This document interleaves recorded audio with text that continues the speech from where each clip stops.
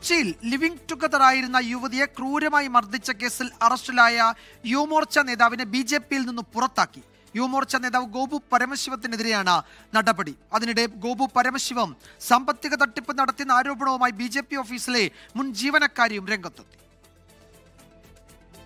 ഇന്നലെയാണ് യുവമോർച്ച എറണാകുളം ജില്ലാ general secretary Gopu പരമശിവത്തിനെതിരെ യുവതി പരാതി നൽകിയത്. തുടർന്ന് മരട് പോലീസ് ഗോപു പരമശിവത്തെ അറസ്റ്റ് ചെയ്തു. വധശ്രമം ഉൾപ്പെടെയുള്ള വകുപ്പുകൾ ചുമത്തിയായിരുന്നു അറസ്റ്റ്. പിന്നാലെയാണ് ഗോപുവിനെതിരെ ബിജെപി നടപടിയെടുത്തത്. ഇന്നലെ രാത്രി യുവമോർച്ചയിൽ നിന്നും ഇന്ന് രാവിലെ ബിജെപി അംഗത്വത്തിൽ നിന്നും പുറത്താക്കി. ബിജെപി സംസ്ഥാന പ്രസിഡന്റാണ് നടപടിയെടുത്തത്. ഇതിനിടെ ഗോപുവിനെതിരെ കൂടുതൽ പരാതികളും പുറത്തുവന്നു. കബളിപ്പിച്ച് പണം തട്ടിയെടുത്തു എന്നാണ് ബിജെപി കോൾ സെന്റർ മുൻ ജീവനക്കാരിയുടെ പരാതി. ബിജെപി ഓഫീസിൽ പരാതി നൽകിയെങ്കിലും നടപടിയുണ്ടായില്ലെന്നും യുവതി പറയുന്നു.